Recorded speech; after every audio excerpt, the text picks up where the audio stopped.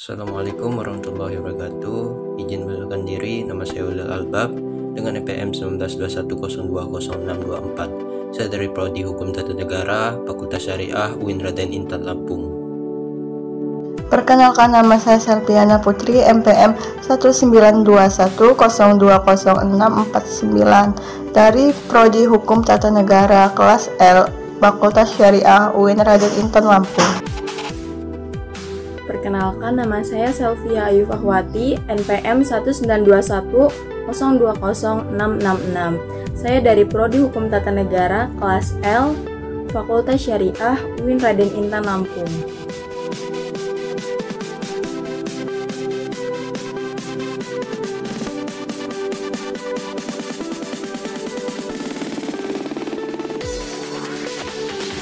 Baiklah, kami di sini akan menjelaskan tentang politik Islam era reformasi dengan mata kuliah Filsafat Politik Islam dengan dosen pengampu Pak Rudi Santoso, SHI, MHI, MH.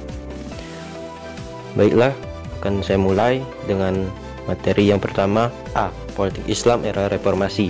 Pengangkatan Habibie sebagai presiden menandai berawalnya era baru bangsa Indonesia untuk menyahuti berbagai aspirasi yang berkembang. Habibie menempuh berbagai kebijakan penting. Presiden Habibie membuka selebar-lebarnya keran demokrasi yang selama ini tersumbat. Ia memberi kesempatan luas berdirinya partai-partai dengan beragam ideologi dan membuka kebebasan pers. Habibie juga membebaskan tahanan-tahanan politik selama masa Soeharto.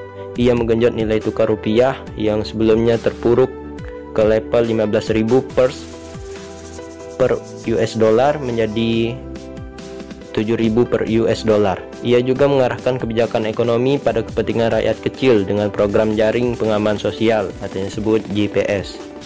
Selama masa pemerintahan Habibie telah mengesahkan 41 rancangan undang-undang menjadi undang-undang. Dalam kaitannya dengan kepentingan politik umat Islam, setidaknya ada 4 undang-undang tersebut yang berkaitan dengan kepentingan politik umat Islam, yaitu yang pertama, Undang-Undang Nomor 10 Tahun 1998 tentang perubahan atas Undang-Undang Nomor 7 Tahun 1992 tentang perbankan. Pasal 6 huruf M, undang-undang ini memberikan kesempatan pada perbankan konvensional menyediakan pembiayaan atau melakukan kegiatan lain berdasarkan prinsip syariah sesuai dengan ketentuan yang ditetapkan oleh Bank Indonesia. Dan yang kedua, Undang-Undang Nomor 17 Tahun 1959 tentang penyelenggaraan haji. Dalam pasal 3, undang-undang ini dijelaskan bahwa pemerintah berkewajiban melakukan pembinaan, pelayanan, dan perlindungan dengan menyediakan fasilitas, kemudahan, keamanan, dan kenyamanan yang diperlukan oleh setiap warga negara yang menunaikan ibadah haji. Yang ketiga, Undang-Undang Nomor 35 Tahun 1999 tentang perubahan atas Undang-Undang Nomor 14 Tahun 1970 tentang ketentuan-ketentuan pokok kekuasaan kehakiman. Undang-undang ini mengatur bahwa semua badan peradilan di Indonesia menunduk ke Mahkamah Agung. Yang keempat, Undang-Undang Nomor 38 Tahun 1999 tentang pengelolaan zakat. Sebagaimana disebutkan dalam pasal 5, semangat undang-undang ini adalah meningkatkan pelayanan bagi masyarakat dalam menunaikan zakat sesuai dengan tuntutan agama, meningkatkan fungsi dan peranan-peranan keagamaan upaya mewujudkan kesejahteraan masyarakat dan keadilan sosial, dan meningkatkan hasil guna dan daya guna zakat. Dalam perkembangan politik selanjutnya, ketika proses pemilihan Presiden RI di MPR, partai-partai memiliki satu suara dalam poros tengah yang digalang oleh lokomotif reformasi, Amin Rais, untuk menjadikan Abdurrahman Wahid sebagai presiden. Keberhasilan poros tengah mengantarkan Abdurrahman Wahid menjadi presiden dapat dipandang sebagai kemenangan sementara politik Islam atas kelompok nasionalis sekuler. Namun demikian, terpilihnya Abdurrahman Wahid menjadi presiden menimbulkan masalah baru, yaitu pendukung Megawati menganggap Amin Rais sebagai orang yang menggagalkan Mega sebagai presiden. Oleh karena itu, dalam pemilihan wakil presiden, akhirnya Mega dapat mengalahkan calon lain, Hamzah Hashim.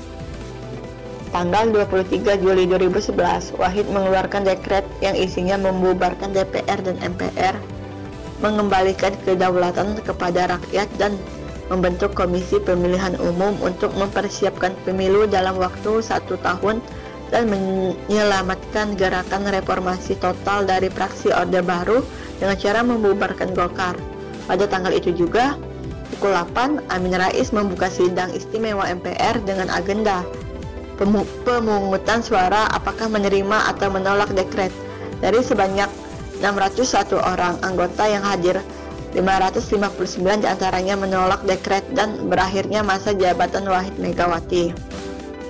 Pemilihan presiden tahun 2004 sesuai dengan amanat Undang-Undang Dasar 1945 yang telah diamandemen dilakukan oleh seluruh rakyat yang berhak, bukan lagi oleh MPR.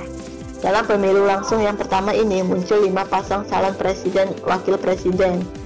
Pemilu berlangsung 2 putaran. Pada putaran pertama keluar 2 pemenang, yaitu pasangan SBY Kala dan Mega Hashim. Selanjutnya pada putaran kedua pasangan SBY Kala akhirnya dapat memenangi pertarungan menuju kursi RI 1 dan 2. Dalam putaran kedua pemilu presiden langsung ini partai-partai Islam lebih suka merapat kepada SBY Kala sebagai imbalan dalam penyusunan SBY Kala memperoleh jatah menteri. Dalam pemilu yang berlangsung 9 Juli 2014 ini partai Islam yakni PPP, PKS, PAN, PBB merapat ke Prabowo, bahkan Hatta Rajasa ketua umum PAN digandeng Prabowo untuk menjadi calon wakilnya. Sementara partai berbasis NU PKB merapat ke Jokowi JK. Jokowi JK berhasil memenangi pertarungan dengan memperoleh suara 53,15% dari pertarungan Pilpres 2014. Terlihat kesan ketidaksiapan tokoh Islam untuk bertarung. B. Munculnya partai politik Islam era reformasi. Dalam masa pemerintahan Habibie, paket undang-undang yang cukup akomodatif menyanghuti tuntutan reformasi adalah Undang-Undang Nomor 2 Tahun 1999 tentang susunan dan kedudukan anggota MPR, DPR, dan DPRD. Melalui paket undang-undang tersebut, Habibie melaksanakan tuntutan reformasi politik untuk pembentukan pemerintahan yang benar-benar didukung oleh rakyat. Antusiasme masyarakat mendirikan partai besar sekali. Namun, pengesahan dari Departemen Kehakiman dan mendaftarkan diri ke Komisi Pemilihan Umum sebagai peserta pemilu ada 48 partai. Sudah termasuk Partai Persatuan Pembangunan yang berganti asas kepada Islam, Partai Golongan Karya yang mengubah identitas sebagai partai politik, dan Partai Demokrasi Indonesia Perjuangan atau PDIP pimpinan Megawati Soekarno Putri.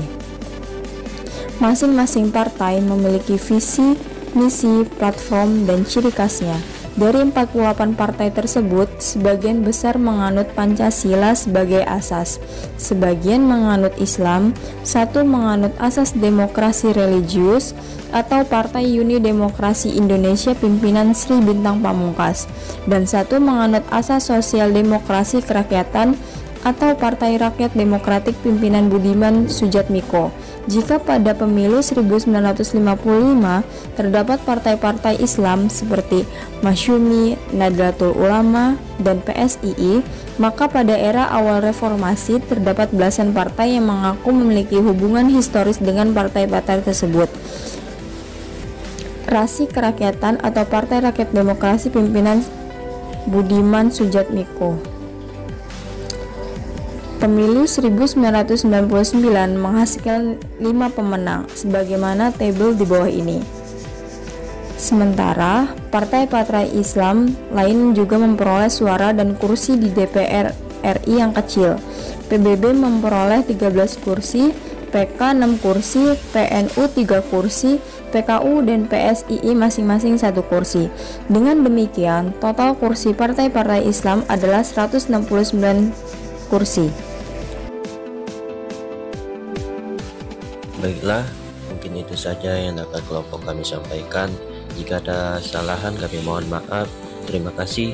Wassalamualaikum warahmatullahi wabarakatuh.